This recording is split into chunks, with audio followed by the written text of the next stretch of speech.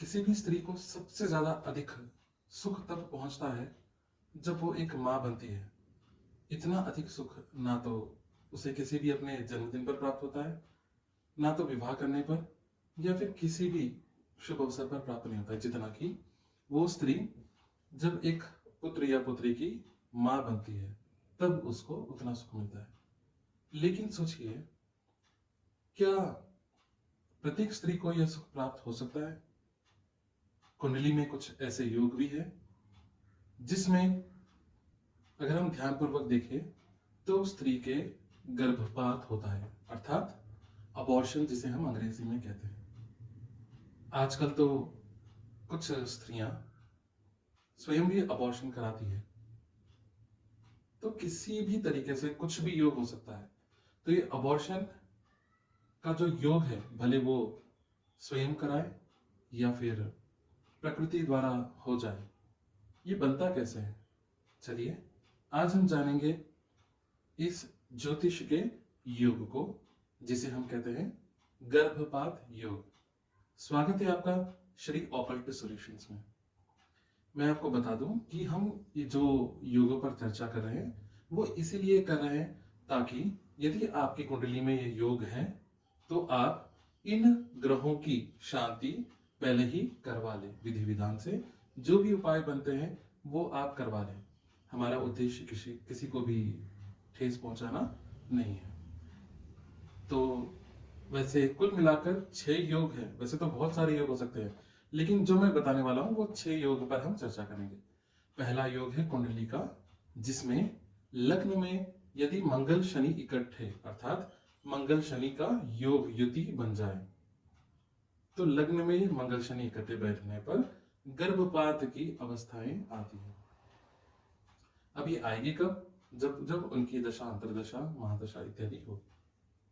दूसरा योग, यदि किसी की कुंडली में लग्न में मंगल या शनि की राशि हो। अब मंगल की राशि कौन सी है? मेष और वृश्चिक। और शनि की राशि मकर और कुंभ। तो यदि लग्न में अर्थात फर्स्ट हाउस में मेष, वृश्चिक, मकर और कुंभ राशि, इनमें से कोई भी एक राशि पड़े और उन राशि पर चंद्रमा विराजित हो, अर्थात लग्न में चंद्रमा इन राशियों पर बैठे, और यदि चंद्रमा को कोई भी पाप ग्रह देखता हो, तो ऐसी अवस्था में उस स्त्री की बार बार गर्भपात होने के अवसर होंगे। अब हम बात करेंगे तीसरे स्थान पर, जो कि तीसरा योग बनता है मुख्य रूप से राहु को लेकर।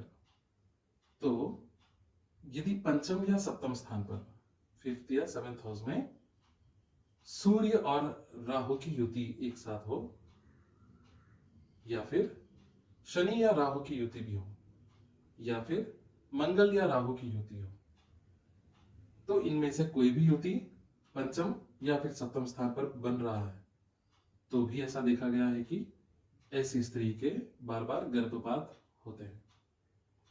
और एक विशेष प्रकार का योग है जो कि पंचम और व्ययेश, अर्थात फिफ्थ एंड ट्वेल्थ हाउस के जो स्वामी हैं उनका भाव परिवर्तन, मतलब कि फिफ्थ हाउस का जो स्वामी है वो ट्वेल्थ हाउस में जाकर बैठ जाए और ट्वेल्थ हाउस का जो स्वामी है वो फिफ्थ हाउस में आकर बैठ जाए, और इन दोनों में से किसी के ऊपर भी यदि पाप ग्रह जो है उनका प्रभाव पड़ता है, तो ऐसी स्त्री के गर्भपात के अवसर देखे गए हैं। और एक योग बनता है अष्टम स्थान पर, अर्थात एट्थ हाउस में शुभ ग्रह बैठे, जैसे कि चंद्र हो गए, बृहस्पति हो गए, शुक्र हो गए।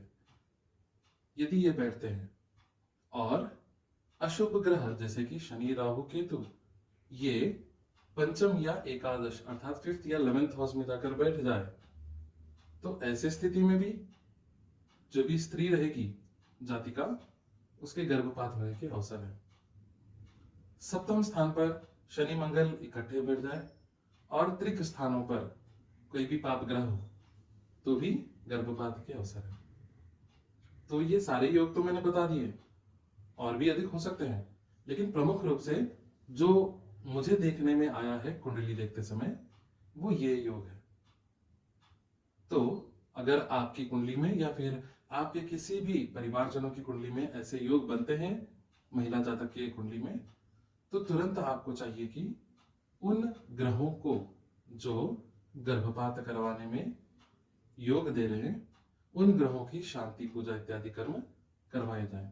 यदि आप स्वयं देखने में असमर्थ हैं तो आप मुझसे संपर्क कर सकते हैं, मैं आपकी कुंडली को देख लूंगा।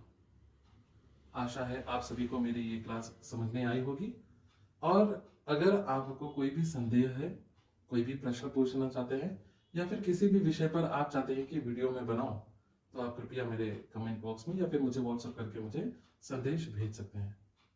धन्यवाद, प्रणाम।